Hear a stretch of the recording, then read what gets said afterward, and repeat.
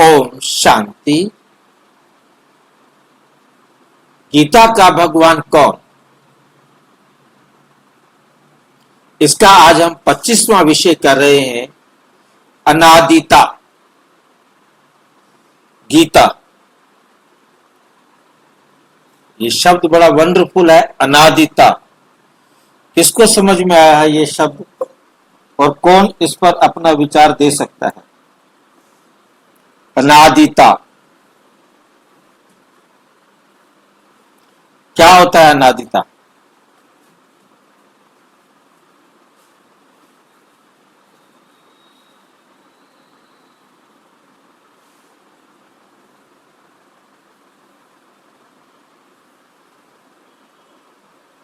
बताएंगे? जिसका आरंभ नहीं, जिसका अंत नहीं, आदि भी नहीं है और अंत भी नहीं है। अनादिता गीता।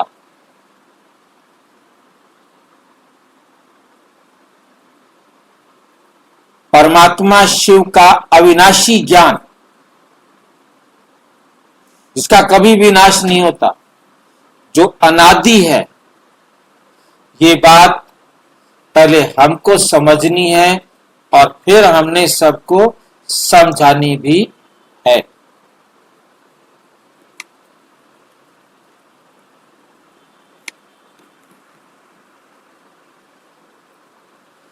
ये वीडियो ब्रह्मा कुमारी ईश्वरीय विश्वविद्यालय की शिक्षाओं व मुरली ज्ञान के आधारित है। उसका उद्देश्य किसी भी धर्म ग्रंथ या मत को हीन दिखाना नहीं, अपितु ये स्पष्ट करना है कि परमात्मा का ज्ञान कैसे अनादि और अविनाशी, कलयुग के अंत में पुनः प्रकट होता है। कलयुग के अंत में पुनः प्रकट होता है। अनादिता गीता ज्ञान क्यों कहलाता है? अविनाशी। अनादिता गीता ज्ञान, अनादिता का अर्थ है गीता ज्ञान क्यों कहलाता है? अविनाशी।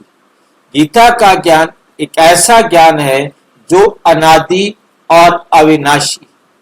अनादि का मतलब है इसका आरंभ नहीं, अविनाशी का मतलब है कि इसका विनाश कभी होता नहीं।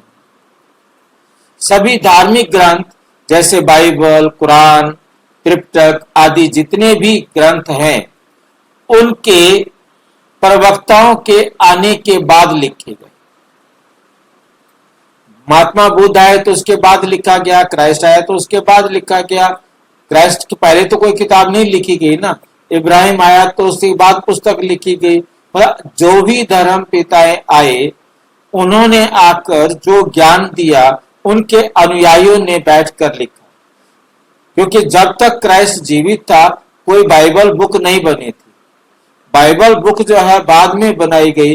जो उनके कलीसियाई थे, उनके जो प्रचारक थे, उन्होंने उनके द्वारा प्राप्त बातों को संकलित किया और उसका नाम उन्होंने बाइबल रख दिया। इसी प्रकार कुरान में बहुत सारे पैगंबर्स हैं, उन सब के जो है ना अलग अलग, जैसे हमारे वेदों में बहुत सारे ऋषि हैं, ऐसे ही उनके भी बहुत सारे पैगंबर्स हैं और उन्होंने अलग अलग समय पर जो डायरेक्शंस, जो श्लोक, जो बातें लिखी, वो कुरान के अंदर आ जाती। परंतु गीता ज्ञान पहले से ही उपलब्ध था। जब परमात्मा शिव संगम युग में अवतरित हुए, हर कल्प परमपिता परमात्मा शिव आकर जो गीता ज्ञान सुनाते हैं, हर बार वो आकर जो गीता के ज्ञान में कुरीतियां आई, कमियां आई, त्रुटियां आई, दोष आए, उनको आकर निकालकर एकदम स्वच्छ रूप में हम सब बच्चों को देते हैं। और उसके बाद सारे कल्प में उसमें जो कमियां आती जाती हैं धीरे धीरे, क्योंकि परमात्मा आकर ये जो ज्ञान देते हैं, ये हम सबके जीवन में धारण होता है। ये हम सबके जीवन में धारण होता है, धारणा होती है। ये किसी किताब में नहीं रहता, क्योंकि ये नियम है कि परमात्मा आकर जो ज्ञान सुनाएंगे वो ज्ञान हम अपने जीवन में धारण करके ले जाएंगे। सारे संसार की आत्माएं उस ज्ञान को अपने जीवन में धारण करके ले जाती हैं और फिर आती हैं उन्हीं संस्कारों के आधार पर, उस ज्ञान की धारणा के आधार पर धीरे धीरे वो गिरती जाती हैं, उनमें कमियां आती जाती हैं और परमात्मा आकर पुनः उन आई हुई कमियों को इस ज्ञान में से निकालकर ज्ञान को रिफाइन करके साफ करके फिर सभी आत्माओं के सामने रखते हैं, सभी आत्माओं को देते हैं। अब जो जो जिस जिस आत्मा ने जितना जितना जिस जिस प्रकार से लेना है वो उसे ले लेती। अनादिता का चक्र समझ में आया? ये इस बात का प्रमाण है कि ईश्वरीय ज्ञान अनादि और अविनाशी। ईश्वरीय ज्ञान क्या है? अनादि भी है और अविनाशी भी है। मुरली 12 जून 2025 को बाबा ने कहा, बच्चे ये ज्ञान अनादि है। मैं कल्प कल्प के संगम युग में आता हूं और यही ज्ञान सुनाता हूं। फिर ये अनादि क्यों है जबकि ये नष्ट हो जाता है? लिखित जितनी भी हमारी कापियां हैं, किताबें हैं, बुक्स हैं, ये कोई भी बुक सतयुग में नहीं जाएगी, त्रेता में नहीं जाएगी, परंतु ये ज्ञान हमारे जीवन में जाएगा। ये ना केवल ज्ञान हमारे जीवन में जाएगा, ना केवल त्रेता वाली आत्माओं में जाएगा, द्वापर और कलयुग की आत्माओं में भी ये ज्ञान जाएगा। जैसे वो इस ज्ञान को अपने जीवन में धारण करके जाएंगे, जितना अपने जीवन में जिस रूप में धारण करके जाएंगे वो उनके साथ जाएगा। धीरे धीरे चाहे सतयुग में आने वाली आत्माएं हों, चाहे त्रेता में आने वाली आत्माएं हों, चाहे द्वापर कलयुग में आने वाली आत्माएं हों, वो अपनी अवस्था से गिरते भूलते भूलते बिल्कुल भूल जाएंगी, सारा गड़बड़ हो जाएगा। परमात्मा आकर फिर से उसे प्योरीफाई करके शुद्ध करके देंगे, उसी प्रकार से जैसे अब दे रहे। और हर एक आत्मा उतना ही ज्ञान जितना उसने समझना है उसको उतना ही समझ में आएगा, वो उतना अपने साथ लेकर जाएगा अगले कल्प में आने के लिए। ये बात समझ में आई है? ये बात किसी को ना समझ में आई हो तो बताए।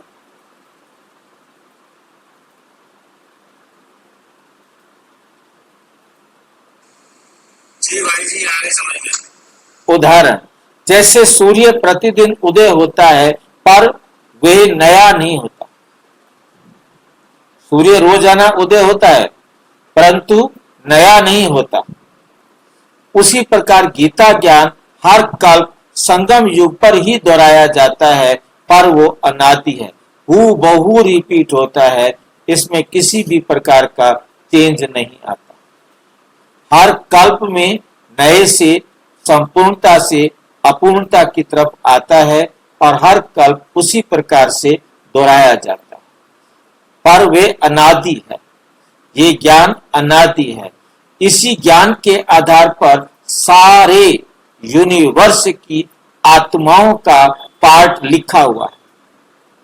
सारे यूनिवर्स की आत्माओं का पार्ट लिखा हुआ है। कितनी वंडरफुल बात है। इसी ज्ञान के आधार पर लिखा हुआ है। जो ज्ञान बाबा अब हम सबको दे रहे हैं इसी आधार पर लिखा हुआ है और ये ज्ञान आकर समझाते हैं ताकि हमें फिर से वो स्मृति में आ जाता है। फिर उसी के आधार पर हम अपना फिर से भाग्य लिखते हैं।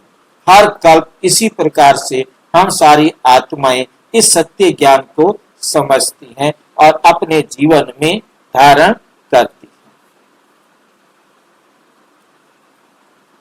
नंबर 2, धर्म ग्रंथों का जन्म समय और गीता का अंतर। धर्म ग्रंथों का जन्म समय और गीता का अंतर क्या है बाकी सबके साथ? इस्लाम, बौद्ध, ईसाई आदि धर्म के ग्रंथ उनके संस्थापकों के बाद संग्रहित होते हैं। संग्रहित शब्द को कौन बताएगा? संग्रहित का क्या मतलब है, कौन बताएगा? संग्रह करते हैं, इकट्ठा करते। संग्रह करना माना इकट्ठा करना, मतलब कुरान में जैसे क्राइस्ट ने कभी कुछ कहा, कभी कुछ कहा, कभी कुछ कहा, अब उनके शिष्य उनकी कही हुई बातों को संग्रहित करते हैं। इसी प्रकार जितने भी गुरु हुए, जितने भी संत हुए, जितने भी महात्मा हुए, उन्होंने लिखा बाद वालों ने है। उन धर्म पिताओं ने खुद नहीं लिखा, नहीं, महावीर जी ने खुद नहीं लिखा, महात्मा बुद्ध ने खुद नहीं लिखा, उन्होंने सिर्फ दिया, उन्होंने सिर्फ वर्बल दिया, आगे वालों ने जैसा समझा वैसा लिख दिया। इसको कहते हैं संग्रहित करना। वे पहले से उपलब्ध नहीं थे। अब जैसे गुरु नानक जी अपने भजन गा के चले गए, उसके बाद दसों गुरु आए, सबने अपने अपने भजन गाए। अब उनमें से गुरु गोविंद सिंह जी आए, उन्होंने जो भी अच्छे अच्छे शब्द थे उन शब्दों को, शब्द माना गाने, शब्द माना भजन, उन भजनों को इकट्ठा किया और एक किताब बना दी, जिसे हम भजन माला की किताब भी कह सकते हैं। उसका नाम गुरु ग्रंथ साहब रख दिया। बस हो गया काम। वो पहले से उपलब्ध नहीं थे, परंतु ये गीता ज्ञान पहले से उपलब्ध है, जो हमारे जीवन में था। सतयुग में हमारे जीवन में था, त्रेता में हमारे जीवन में था, द्वापुर में जो हमारे जीवन में था, या जो हमारे जीवन में कमियां थी, उन कमियों को भी हमारे संतों ने, हमारे ऋषियों ने, हमारे आचार्यों ने, हमारे विद्वान भाई बहनों ने अनुभव किया और उन्होंने लिख दिया। अब उन्होंने अपने ज्ञान के हिसाब से, जो वो ज्ञान कोई अलग से नहीं था, ज्ञान तो यही था, परंतु उस ज्ञान को उन्होंने जैसा स्मृति में आया उन्होंने लिखा, और वो ज्ञान में जो सच्चाई है वो वहां से चली आई है, और मिलावट जो है वो आगे वालों ने कर दिया। परंतु गीता ग्रंथ द्वापर युग में भी पहले से विद्यमान था। मतलब ये जो गीता के अंदर श्लोक है वो हम ये वेदों के अंदर भी देखते हैं। जो गीता में श्लोक हैं वो उनसे 400-500 साल पहले लिखे गए वेदों में भी उपलब्ध हैं पहले से ही, क्योंकि ये तो बाद में लिखी गई ना, संस्कृत तो बनी बाद में।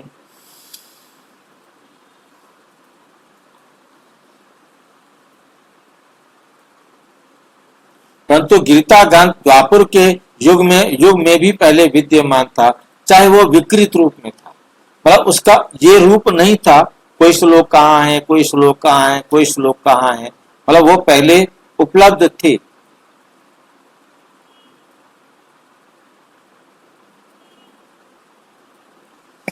मुरली 19 जून 2025 की मुरली में बाबा कहते, बच्चे दूसरे धर्मों के ग्रंथ समय अनुसार बनते हैं, परंतु गीता में मेरे महावाक्य पहले से ही लिखे हुए मिलते हैं, पहले से ही लिखे हुए मिलते हैं। उदाहरण, जैसे किसी राजा का घोषणा पत्र सहज कर रखा जाता है, वैसे ही परमात्मा के मूल महावाक्यों का रूप गीता में बचा रह जाता है। नंबर 3, गीता एकमात्र अविनाशी धर्म ग्रंथ क्यों? परमात्मा शिव संगम युग में ब्रह्मा तन में प्रवेश कर ज्ञान सुनाते हैं, जिसे बाद में द्वापर युग में व्यास द्वारा पुनः संकलित किया जाता। गीता में स्वयं भगवान कहते हैं, गीता में स्वयं भगवान कहते हैं, क्या कहते हैं गीता में भगवान?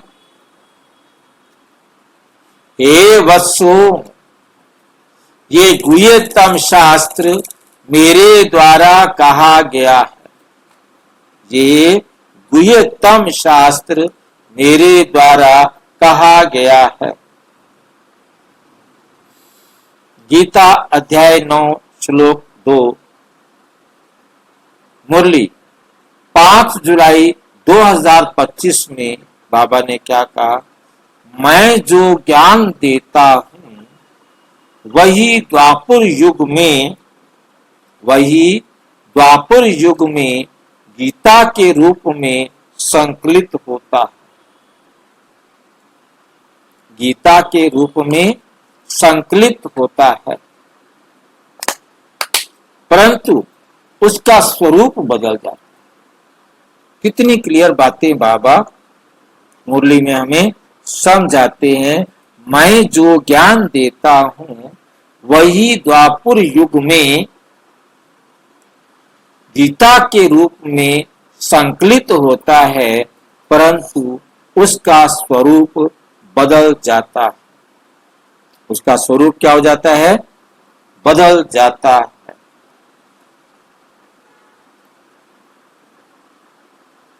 ये बात किसको समझ में आ गई है, जरा समझाए मुझे।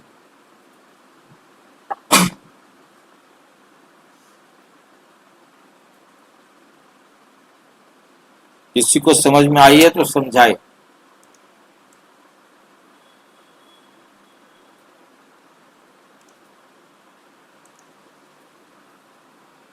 नहीं है समझ में?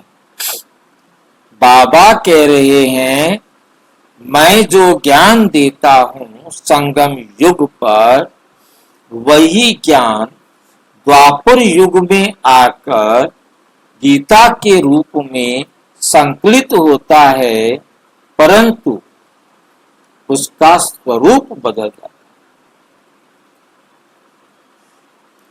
उसका स्वरूप बदल जाता है। उदाहरण, जैसे पानी भले किसी भी बर्तन में भर दो, उसका मूल स्रोत तो वही होता है, वैसे ही गीता का मूल ज्ञान परमात्मा से ही आया, बाद में स्वरूप परिवर्तित हुआ। भारत भूमि ईश्वरीय ज्ञान की अविनाशी भूमि है। भारत भूमि ईश्वरीय ज्ञान की अविनाशी भूमि है। जब संसार में प्रलय या प्राकृतिक विनाश होता है, तब अन्य धर्मों के ग्रंथ नष्ट हो जाते हैं। अन्य धर्मों के ग्रंथ नष्ट हो जाते हैं, परंतु भारत भूमि पर ब्रह्माव्रत क्षेत्र ऐसा है जो विनाश में भी बचा रहता है। 7 जुलाई 25, ये भारत ही है जहां मैं आकर ज्ञान देता हूं, ये मेरी अविनाशी जन्म भूमि है। भारत बाबा की क्या है? अविनाशी जन्म भूमि। जैसे समुद्र में बसी एक ऊंची चट्टान लहरों में भी अडिग रहती है, वैसे भारत ज्ञान की चट्टान के समान अक्षुण रहती है। तो हमें यहां पर क्या समझ में आया?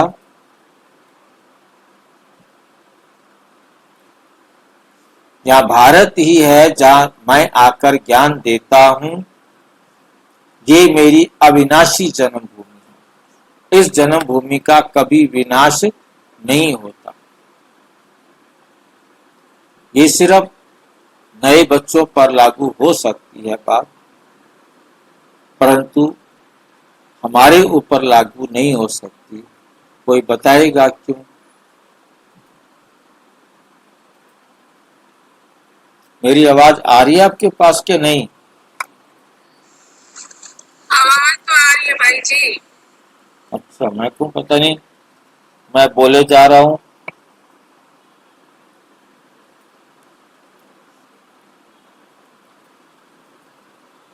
भारत भूमि ईश्वरीय ज्ञान की अविनाशी भूमि है। भूमि तो परिवर्तित होगी, परंतु फिर से बनेगी, क्योंकि पृथ्वी तो कभी विनाश नहीं होती ना, परंतु रूप तो बदलता है ना। जो सतयुग में होता है वो फिर कभी नहीं होता। गीता 5वां विषय गीता भगवान का आत्म संवाद है। भगवान का आत्म संवाद है, ना कि युद्ध संवाद। यह समझ में आया? वर्तमान में गीता को महाभारत युद्ध से जोड़ा जाता है, जबकि वास्तव में ये ज्ञान संगम युग पर आत्मा और परमात्मा के मिलन का संवाद है। यही ज्ञान भारत में व्यास द्वारा महाभारत कथा में जोड़ा गया और उसका युद्ध आधारित अर्थ निकाला गया।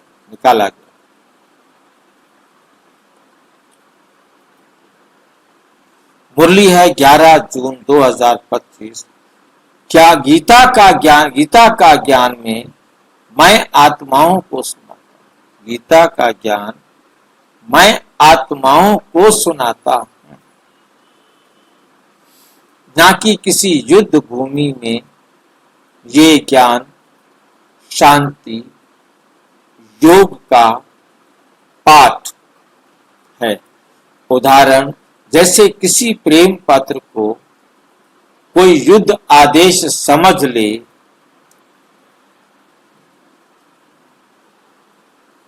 तो ये तो उसका अर्थ ही बदल जाता है।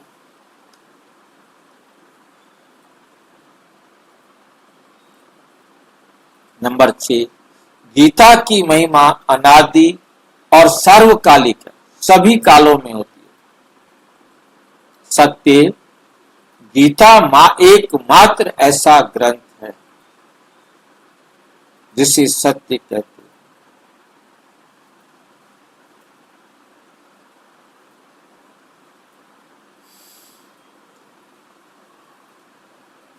गीता एकमात्र ऐसा ग्रंथ है जिसका मूल ईश्वरीय स्रोत हम हर कल्प में दोहराया जाता है।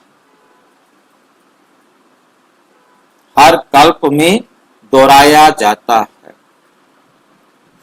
इसका संदेश सिर्फ हिंदू धर्म नहीं, इसका संदेश सिर्फ हिंदू धर्म नहीं, बल्कि सभी आत्माओं के उद्धार के लिए होता है। सभी आत्माओं के उद्धार के लिए होता है। मुरली 4 जुलाई 2025। मैं जब आता हूं तो सारे विश्व का कल्याण करता हूं। मैं जब आता हूं तो सारे विश्व का कल्याण करता हूं। ये मेरा ज्ञान अनादि है, जिसकी स्मृति ही गीता है। मेरा जो ज्ञान है ये अनादि है, जिसकी स्मृति ही गीता है। ये मेरा ज्ञान अनादि है। नोट करना है, बाबा हर कल्प वही बात आके रिपीट करते हैं, इसलिए परमात्मा द्वारा दिया गया ज्ञान अनादि है। फर्क ये रहता है कि वो हमारे जीवन में आता है, परिवर्तन होते होते विकृत होता जाता है और फिर परमात्मा आकर आत्माओं को पुनः वही पाठ पढ़ाकर जीवन में स्मृति दिलाते हैं। बहुत क्लियर समझ में आ रहा है कि परमात्मा आते हैं, जो ज्ञान में विकृति आ गई थी मुझ आत्मा के अंदर, उसको आके शुद्ध करते हैं। ज्ञान लिखा भल जाता है, किताबों में आता है, परंतु किताबों को ज्ञान नहीं कहेंगे। हर आत्मा जो जितना जितना ज्ञान की धारणा करते हैं, ज्ञान तो वो कहलाएगा जो जीवन में धारण हो गया, जिसे आत्मा अपने साथ लेकर जाएगी, जिसके आधार पर हमारे संस्कार बने और उन्हीं संस्कारों के आधार पर हम सतयुग से लेकर अंत तक चलते आते हैं। परंतु हमारी अवस्था में हाँ जी, जैसे आत्मा संस्कार लेकर आती है, ऐसे ही संस्कार लेकर आत्मा जाती है। हाँ, वही संस्कार फिर से धारण करके जाती है। हाँ जी। वही ज्ञान उसी प्रकार से बाबा आकर हर कल्प देते हैं।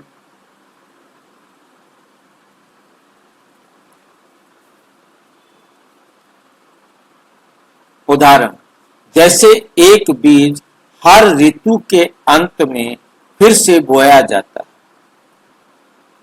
हर ऋतु के अंत में फिर से बोया जाता है, वैसे ही परमात्मा का ये ज्ञान हर कल्प के संगम पर फिर से बोया जाता है, फिर से बोया जाता है। निष्कर्ष, गीता अनादि क्यों है? गीता अनादि क्यों है? परमात्मा शिव का ज्ञान हर कल्प में संगम युग पर पुनः प्रकट होता है, हर कल्प में। गीता इसका उसका विकृत रूप द्वापुर में संकलित किया जाता है। जो गीता द्वापुर में आती है वो उसका विकृत रूप है, द्वापुर युग में संकलित किया जाता है, परंतु मूल स्रोत संगम युग का ही होता है। स्पष्ट हुआ? हाँ जी। हाँ जी। हाँ जी। संगम युग पर गीता ज्ञान मार्ग की गीता होती है और द्वापर युग में भक्ति मार्ग की गीता होती है। जो संगम युग पर शिव बाबा गीता का ज्ञान देते हैं, वो ज्ञान धीरे धीरे बिगड़ता बिगड़ता द्वापुर में आकर व्यास द्वारा ये विकृत गीता ज्ञान लिखा जाता है। विकृत का मतलब है बिगड़ा हुआ, जो उसके रूप में बिगाड़ आ गया वो आकर ये गीता के रूप में हमारे सामने आता है। यही इसे बनाता है अनादिता ग्रंथ, जो कभी पूर्ण रूप से नष्ट नहीं होता।